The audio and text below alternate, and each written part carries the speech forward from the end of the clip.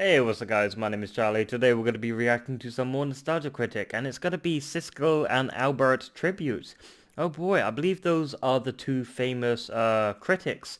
I mean, they're the most notorious, most famous, most known critics to criticize movies, I believe. I could be wrong. But yeah, I remember Siskel and Ebert. I don't know how to pronounce that. Ebert, the name. So yeah, I believe they're the two most famous sort of critics that used to watch movies and criticize them. I mean, Jesus, what was that, like 1980? I mean, I think they're both dead now. I mean, I think he died, one of them died at age 50, one of them died at like age 70 or something like that. I could be wrong, who knows? But yeah, I don't really know a lot about these guys. I've only known a little bit from what I've watched and observed over time. I'm not really a big fan or just, stuff like that. But we're going to be checking out this video and see what it has to offer, shall we? Let's go. Because of the conflict issues, many of these clips have poor quality and were taken from YouTube or Siskel and Albert reviews can be seen at... okay. Hello, I'm the Nostalgia Critic. I remember it so you don't have to. When you hear the word critic, what's the very first thing you think of? I know. But aside from me, what's the first thing you think of when you hear the word critic? No! Great! Yeah, I figured that. Aside from me and the nerd, what's the first thing you think of when you hear the word critic? Why would you? Alright, aside from me, the nerd, and... I'm thinking actually the Angry Joe show. Down the street, screw it. It's Siskel and Ebert. I'm forgetting Angry Joe. To be honest, how couldn't you? They're probably the best known movie critics in all of media. Yeah, their trustworthy tagline, thumbs up and thumbs down, is still being used even today. But what is it about them that's so damn memorable? It's ironic that the lasting impressions movies leave on them creates a lasting impression that these two leave on us. Don't try to understand that sentence, your brain will explode. So what is it about them that worked, that always kept us watching? Well, let's take a look and find out. This is my official tribute to my favorite critics of all time, Gene Siskel and Roger Ebert.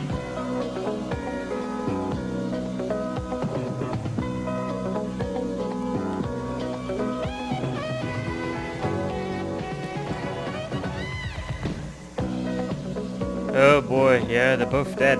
That's a shame. As a television duo, they got their start in 1975 on PBS. It was on a local show called Opening Soon at a Theater Near You, which was later retitled Sneak Previews. Look at Ebert's hair, it looks like a hairpiece. And Siskel, hell, he actually has hair.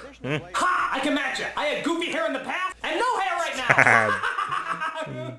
Look at that. As the show continued to evolve, the title changed to Siskel and Ebert at the Movies, and then eventually just Siskel and Ebert. Yeah, look at that cheesy 80s opening. Could you ask for anything cornier?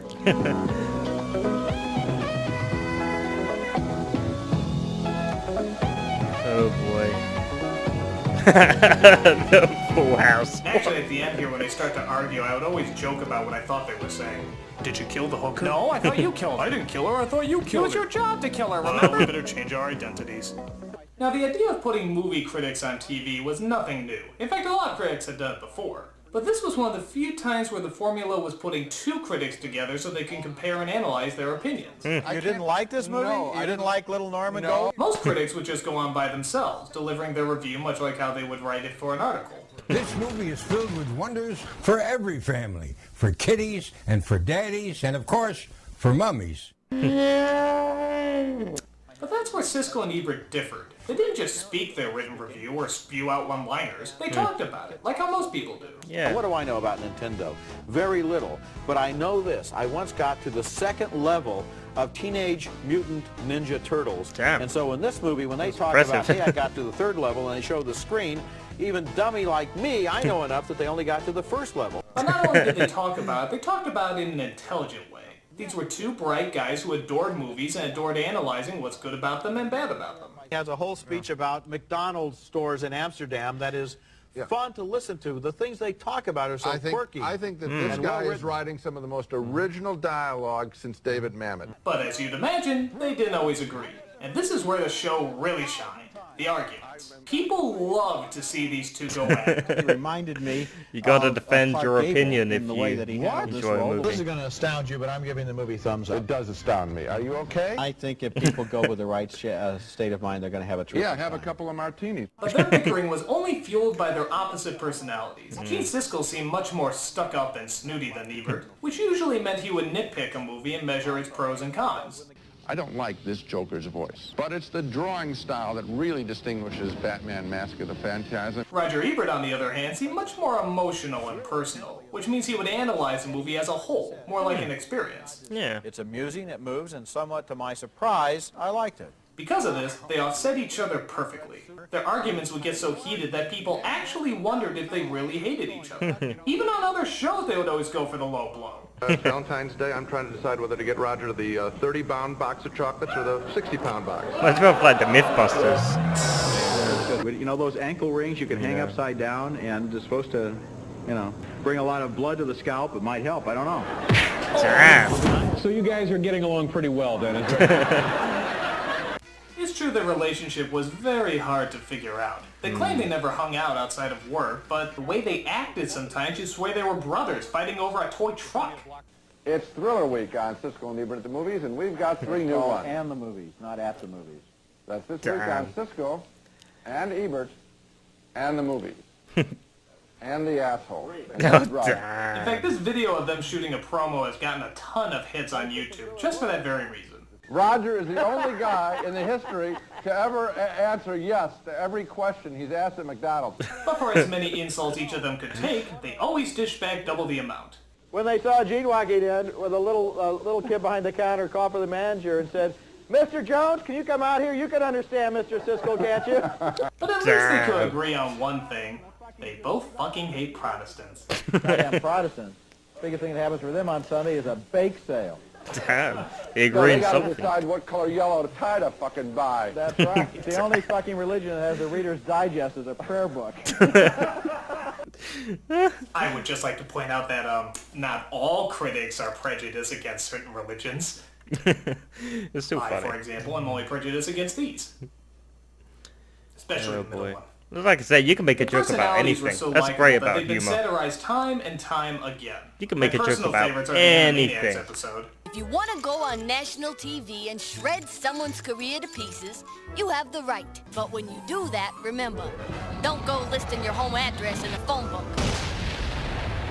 The home of Siskel and Ebert unexpectedly exploded today. And this Oh, episode so of The jolly. Critic, where Siskel and Ebert actually supplied their own voices. Hasta la vista, porky. Cue ball in a side pocket. Damn. The cool thing about them is that even if you don't agree with their review, they're still incredibly fun to listen to. Yeah. Like, I love how Ebert actually thought Congo was supposed to be bad. And it's supposed to be funny. This movie was written by John Patrick Shanley. It's in the same mood as his movie Joe versus the Volcano. It was hilarious. Yes, and Dominic from Video Game Confessions does a good British accent. Oi, Faker. Some of their arguments didn't even make sense. Like, one of my favorite World, scenes Jurassic that Park. sadly you can't see all of is when they're reviewing The Lost World. Now, why couldn't that little creature have been more friendly? These are wild beasts. I know. They exist from a time long, millions of years before man. They're not friendly. But no, I have 3 children, Roger, and I've decided I will not buy them a dinosaur as a pet. Ebert holds this expression for 8 seconds. 8 seconds, I counted. They just look at each other in silence until Ebert finally moves on to the next movie. Who doesn't want a pet How do you dinosaur? respond to that? Say, I never got a chipmunk to drive my car? Never hired an orangutan to cook my food? Christ! I was frozen today! There you go, I knew that'd come in handy. In 1998, things started to take a turn for the worst. Siskel was checked into the hospital for treatment of a brain tumor. Oh, But did heard that that, stop yeah. the guy from reviewing films? Nope. Fuck no. He actually did the reviews from his hospital bed with a picture posted like he was right there. Damn. I think that Which was a little creepy, but it still showed he had balls. That's But hell, if there's a way to dedication. get something done, you just take that way to get it done. Isn't that right, Mati? Oh yes, Oh, Critic. God. Just do your best and you will succeed. Yeah, that guy has balls, doesn't he? Yes, Critic. He certainly has strong, plentiful balls. Oh, by the way, what the hell are you doing in the hospital? I'm having my balls removed. Oh, Oh, damn. I am officially a pussy. Well, I don't know if that officially makes you happy. Siskel eventually returned back to work, but you could already see his health starting to deteriorate. Yeah. Armageddon is appropriately named because while you're seeing it, you will feel as though you've been in combat. He seemed slower and more tired. He barely even argued with Ebert as much as just smiled at him. Cut so quickly that there's no a stretch of action. I gave The Rock thumbs up, but this film, and when it stops for drama, like when they're all saying goodbye to each other. But as always, he kept to it, like the true professional that he was. But as the shows went on, Siskel just seemed to get slower and slower. It's expected. Until he checked himself back into the hospital for further treatment of the brain tumor. He's sick, and sadly, so... it was the last time he'd ever check himself in. Damn. Gene Siskel died from complications of the surgery in 1999, leaving a great legacy behind him. About age Ebert 50, did an maybe? entire show dedicated to his friend and associate. And even to this day, it's still pretty hard not to get teary-eyed while watching it. Whenever he interviewed someone for his newspaper or for television, Gene Siskel always liked to end with the same final question. What do you know for sure? Okay, Gene, what do I know for sure about you? You were one of the smartest, funniest, quickest men I've ever known, this is and one of the best reporters. Mr. Rogers from, and I know for Won't You sure Be that My seeing Neighbor? a truly great Jesus. movie made you so happy that you'd tell me a week later your spirits were still high. People always asked if we really hated each other. And one thing I know for sure is that we didn't. Damn. Damn. That's deep. But as Ebert showed us, the show must go on. So the continuation began.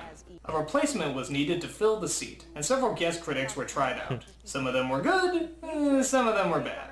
They even got Harry Knowles in there somehow. How the fuck did that happen? Shouldn't he be helping He-Man and Masters of the Universe? Masters But I of the digress. Universe. They finally found a replacement. Richard Roper, a much younger and more Son of the energetic Mask. critic compared Oh to Roger god, Ebert, no. but sadly not quite as up to par with Gene Siskel. Roper simply seemed Jeepers too young Creepers.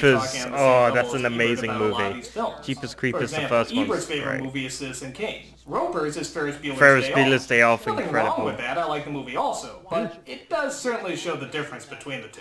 All right, come on, I'm being punked, right?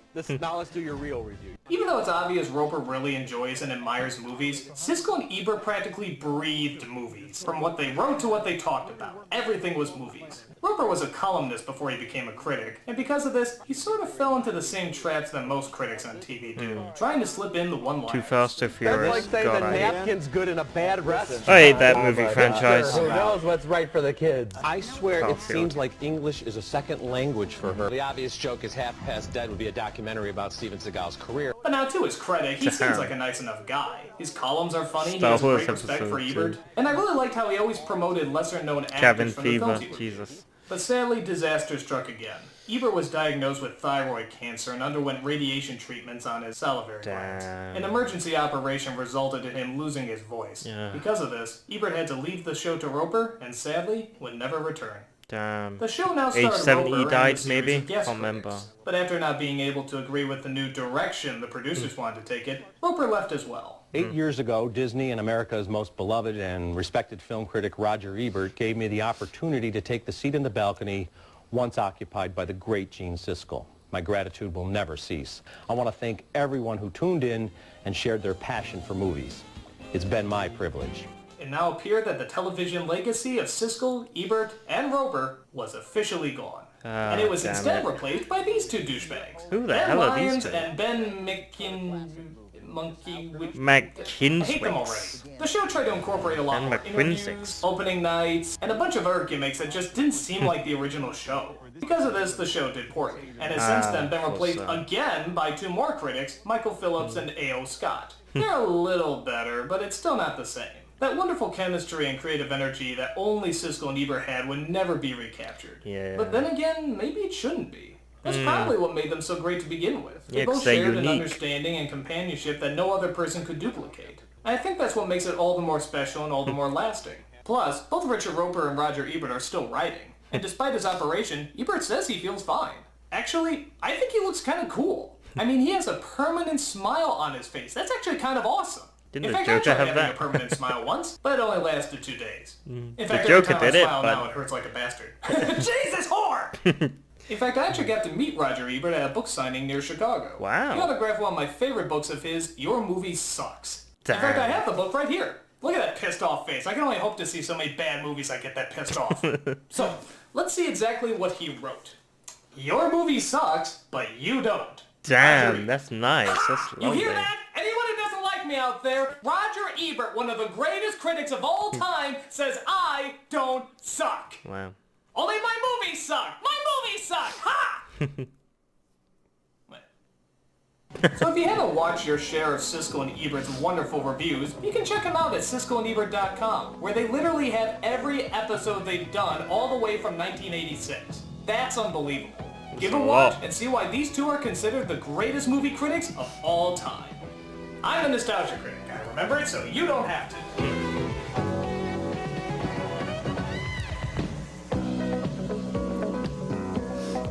Okay, I think that's the end. He certainly has strong, plentiful balls. God, what's up with that? Okay, yeah, Siskel and Ebert, however the hell you spell his name. I just want to say that, like I said, I don't really know a lot about him. I've only heard some information. I didn't know that they had to go to surgery and he lost his voice. That's pretty sad and tragic. And the guy had like a brain tumor or something like that. Yeah, that's absolutely god awful. That's sad and tragic. But yeah, sometimes when two people get together, sometimes the best moments are the arguments. And it's just a weird thing. Sometimes when you argue with someone, arguing your point, saying, oh, this movie is amazing because blah, blah, blah, blah, blah. And the other person's like saying, oh, God, this movie's so bad because blah, blah, blah, blah, blah. And there's something rewarding arguing both your points, not having a fight, like yelling and screaming, swearing at each other, unless it's fun. But it's something fun and enjoyable about arguing each other's points, having a discussion. And I think that's what people might find appealing about this by Siskel and Ebert. Is that they always sort of disagreed with each other, so to speak, but they always seem to be arguing. But when you see two people arguing their points, you just want to join in and say, oh, well, you're both wrong. I think the movie's great and I think the movie's bad, or at the same time, I think it has its weaknesses, it has its good spots, you know, and then other people join in, and so to speak. Everyone has a different opinion. Everyone has a different opinion, different thoughts, different sort of experiences while watching a movie. You may enjoy certain parts, you may not enjoy certain parts, it may be cheesy in some parts, and they may not be for you, it may be for others. You know, that's just the way it works. Everyone's different, everyone's an individual, everyone has different thought processes. Could you imagine a world where everyone agreed with everything you said, and, you know, every movie, like saying, oh, this movie is amazing, and, you know, everyone agreeing? No, you gotta have other people disagreeing. You gotta have saying, oh, this movie is bad because of this and that, even if it's a great movie. You've always got to have a difference of opinion, because God, it would suck if everyone agreed with everything you said. I cannot imagine a world where everyone just agreed with everything you said. Can you imagine that? Yeah, I mean, it'll be wonderful, but it'll get annoying. Saying, oh, agree with me with this, with that. Yeah, I enjoy when people disagree with me, because I get frothing out the mouth. When someone says something I disagree with, I enjoy it. I froth out the mouth. I'm slamming on my keyboard, just banging on it, saying, no, this is not right. You know, just arguing my opinion in a peaceful manner, of course. Yeah, it's the enjoyment of arguing. Sometimes arguing can be a good relief of a stress relief, you know. But I'm babbling on here. Maybe you agree or disagree. Maybe you just don't like arguing. Maybe you don't like conflict or stuff like that. But I enjoy debating. That's what it's called. I enjoy having a debate. If it's a good movie, it's a bad movie, is it a good video game, is it a bad video game? I enjoy it. It's lovely. It's refreshing. It's nice to argue your points and hear other people's opinions and stuff like that. Even in politics. That's why politics is quite popular. You know, everyone likes to have their different opinions. Yeah, I think that's going to be the end of the video. Like I say, rest in peace, Siskel and Ebert. I believe they're both dead now, unfortunately. And like I said, I didn't really know much about them until I watched this video. Now I know a little bit more about them. Yeah, good on them for, you know, being absolutely sick, laying in bed in hospital and still continuing with the show. That takes a lot of dedication. I mean, the balls you must have to continue that. I mean, that's a guy that puts his work first, you know, damn. So yeah, congratulations. What a champ, you know. He's going down swinging, so to speak. You know, he's not taking that brain tumor for a, you know, an excuse. He's continued to put himself into his work. So God bless that guy. Yeah. If you like this video, make sure to give a like, comment down below. Make sure to subscribe to my channel if you enjoy my content. I'll see you guys in the next video. Peace.